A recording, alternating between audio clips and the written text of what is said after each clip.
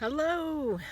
Today I am talking about how mindset really has the power to impact your life in a huge way. In fact, it does already. You might not even know it. When I was going through a really tough time in 2009, I was actually battling anxiety disorder and panic attacks. And, going through that, I had the opportunity to really figure out what kind of an impact thought makes on your everyday life. You see, anxiety is something that is caused from looking at the future. Depression is usually caused from looking at the past. And it's pretty hard to stay in the present when you can't be there.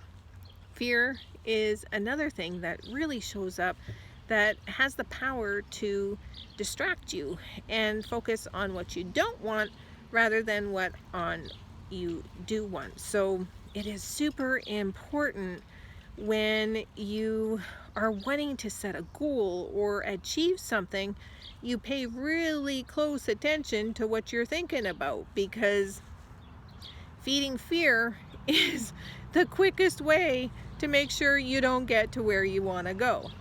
You don't believe me? Think about it. When is the last time you tried to achieve something?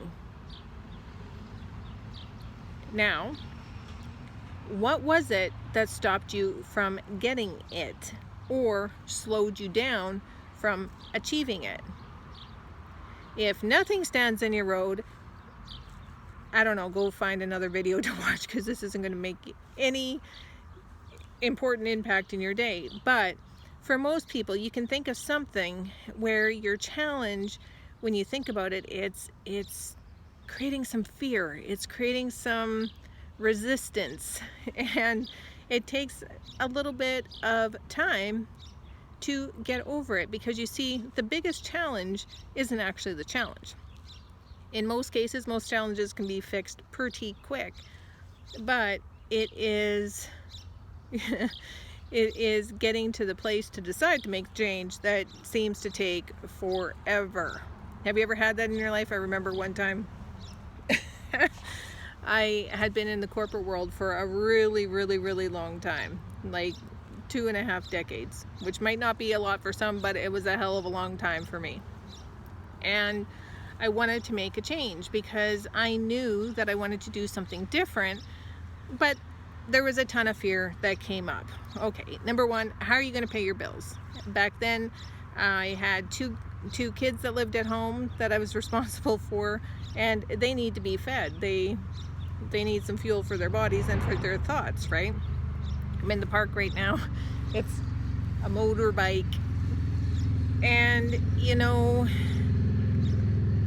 I wasn't really coming up with the ideas that I needed in order to be able to make the change, because I kept on thinking of all the things that I had to do, all the things that I was responsible for, oh my goodness, what if?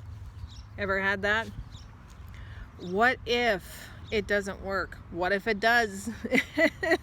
And it took probably almost a decade for me to bite the bullet and actually leave the corporate world. And to be honest, when I left, I wasn't comfortable then either. It was just, I got to the point that I was so sick and tired of being sick and tired that I needed to make a change. Not that it was bad. I mean, I liked the corporate world. I loved the people that I met. That was part of the problem, because when you have those connections, you don't want to leave them. You get to spend more time with those people that you work with than you do your own family in most cases. And for the workaholics that are watching, I mean, you spend more time than the average, right, with people outside of your family. So it is really, really, really important to sit down and think, okay, what is it that's scaring me? Why is it scaring me? And when you can gain some clarity on that, then you can start working towards making the decisions that you need to make in order to go in the direction that you want to go. Make sense? Now, that's all easy to say. It's not quite so easy to do, right? And that is because mindset has the power to use fear against you. And when fear is working against you, it's difficult to push past it, because the woulda, shoulda, couldas and what ifs, they get louder instead of quieter. So, how do you really get fear to shut up? Well, you don't. But you do have the power to give it less control. So, when fear shows up, because it's going to, expect it. You can't. I tell this to my coaching clients all the time. All the time. Fear and comfort do not coexist. Think about it. If you're comfortable, that means that you know everything that's happening. There's nothing new. It's comfortable. Even when it's uncomfortable, it's comfortable because you know what to expect and what to do. Fear usually shows up with the unknown. So, unless you're really comfortable with the unknown, which I don't even know how that's possible, because people that are comfortable with the unknown are usually adventure seekers, and it's the adrenaline that they seek because there's that fear, right? Anyway, I digress. But if you're comfortable, you know what to expect. There's nothing new happening. If you're feared, it's because you don't know what to expect. So you're either going to stay with what you know or make a change. But whatever you decide, you either have to decide to stay the same or do something new, because you can't stay the same and do something new at the same time. Well, unless you invest more time, but then you're doing something different than you did before, so you're going to get a different result. It's the definition of insanity, right? Keep on doing the same thing over and over again, expecting the same result, and it doesn't work. they even put that in Wikipedia. So what I am trying to tell you is you don't have to do it all at one time. It's okay to take the steps to get there. And so that you're not biting off all the fear in one shot. That's a lot to take. And so if you're overwhelmed, it's important to be overwhelmed, but not to the point that you're frozen from paralysis of overanalysis, because you still have to be able to think and focus on what you want to achieve. That's pretty hard to do when you're distracted at the same time.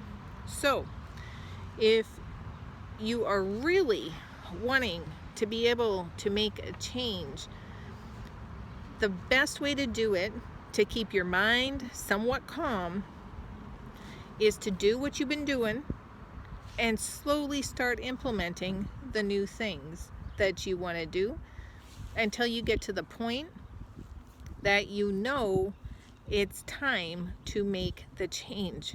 And I also have this conversation with clients all the time. Every time I have made a really big decision in my life, every time I have made a change, I knew it was time. I didn't need to be convinced. I just knew. And every time that I pushed when I wasn't ready, it ended up being an epic fail. But when I knew it was time to change, that didn't mean that fear didn't follow me while I did it. I was still terrified, but I did it anyway. And when you know it's time, you will know. Expect fear to follow you, because it's going to, but that doesn't mean it has to cripple you. Make sure that you have a plan in place. Make sure make sure that you have done your due diligence and your homework, because jumping off a cliff without a rope isn't a good idea. And I'm talking bungee jumping, not bad stuff, but you need to have a safety harness in some way to make sure that if you're jumping, something's going to catch you. So always have a plan in place, make sure that you're safe, and make sure you're uncomfortable at the same time, because you need that change. I hope that makes sense. Makes sense in my mind, but I have also been doing it for a long time. So if you have any questions or comments, make sure to comment below. I'd love to hear your feedback. And if you ask me a question, there's a good chance I will make a video for you, and so that you can get some more clarity. Have a great rest of your day.